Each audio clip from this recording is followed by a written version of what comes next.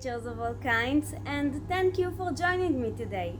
If you're new here, welcome, and I hope you'll enjoy this video.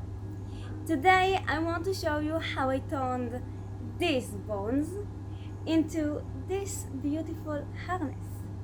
So if this is something you want to see, just keep watching. I start by sanding the bones with this scrub sponge because I don't like the color and I want to paint it. I followed a YouTube video on how to paint plastic. I had no idea how to do it before, and I hope by following all the steps that the paint will hold. If you want to watch the video and learn more about painting plastic, I put a link in the description. So this is the before and after. Now the bones came with one hole, so I need to make another one on the other side. What I'm doing here is warming the old tip to melt the plastic and create a hole. It's very easy to do, but as you can see, it takes a few tries. I use toilet paper to clean the hole from melted plastic as I work.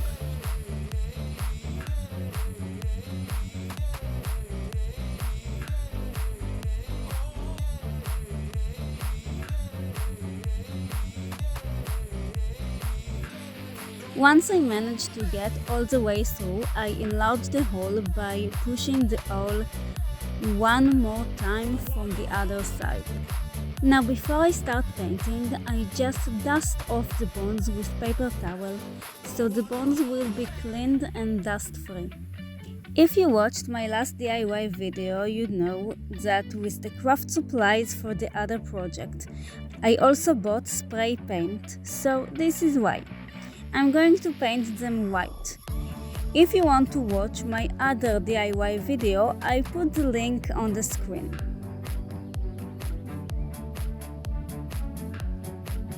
I don't like to use spray paint. I find it hard to control with my small hands. I must use both hands to hold it, and I always spray the wrong direction somehow. Now I leave them to dry and then I paint the other side. Also, some bows need a second coat and I missed the sides, so I need to paint them as well.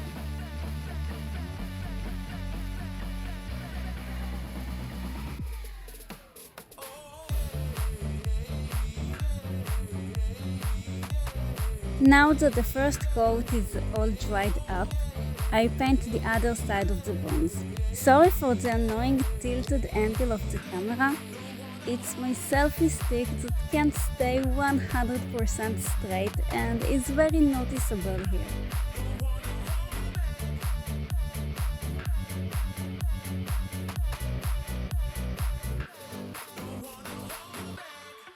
Now that the bones are ready, the next step is to connect them all together and make the harness. I start with putting jump rings on the sides of each bone. If you see me struggling, that's because I couldn't find a good set of pliers, so I bought a new set, but they're very hard to work with compared to the other set I've lost.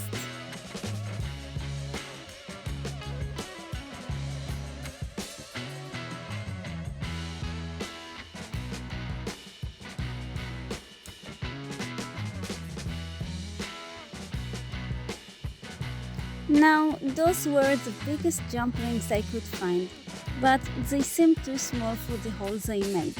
So I'm going to use these nails and create bigger jump rings. I clip the head, put the nail in the bones hole and start to shape it. Because I did it by hand, they're not perfect, but I did the best I could.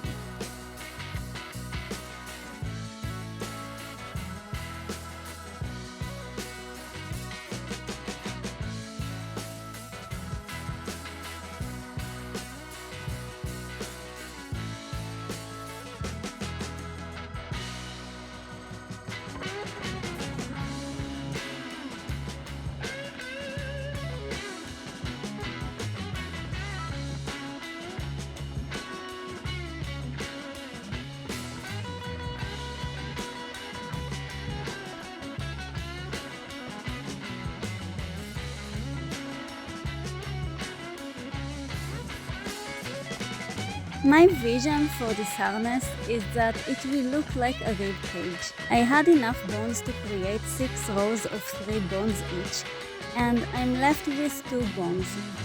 My rib cage is a bit wider than the mannequin's. Still, I hope I wouldn't have to use the 2 bones left because I want to put them here on the collar. And by now it seems the plan is going to work. Now I want to measure myself from the collar bones to where I want the harness to end and cut the chain accordingly.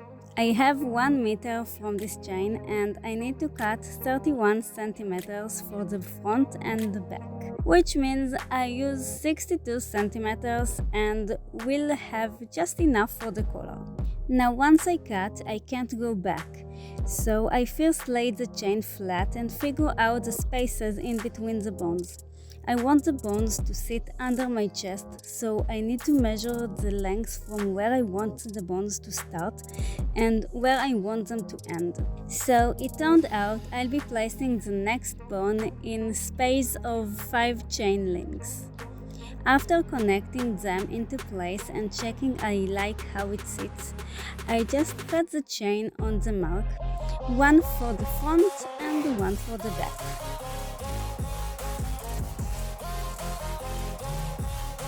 Now I just connect the 2 bones left and then I use the leftover chain and cut a piece for the collar. I wish to have more than just a short piece of chain left for another project, but I can always buy more in the future. Now I find the middle and connect the back chain. I remove 1 chain link and put a clasp.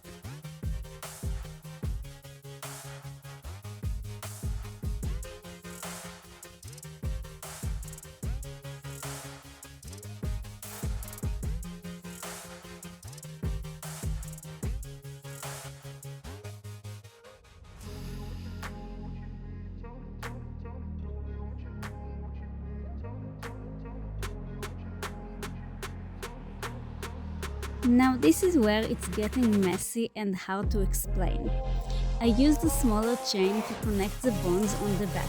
At this point, a mannequin for my size would have been helpful, or at least someone to help me to seat my back and connect the chains on me in one go. But I had to do everything alone. I started with the bottom row and measured the length of chain I need while the harness is on me to have a clear view of how the bones fall across my body. Then I worked on the first row and left the middle to last. I added clasps to one side so I can get in and out of the harness as easily as possible, because this isn't easy to put on. I laid the harness flat and organized on the table each time so I can clearly see what's going on. For the side with the clasps, I cut longer pieces from the chain so I can adjust them to sit looser or tighter if needed. Are you ready to see the finished harness?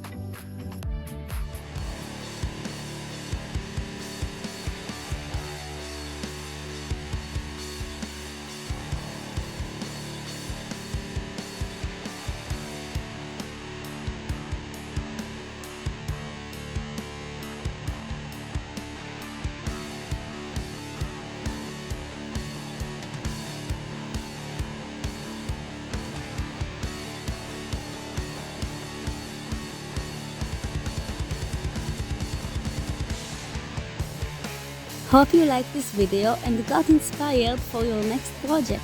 If you want to watch another DIY video, check the one on the screen. And remember to subscribe to my channel if you want to see more DIY and alternative fashion videos.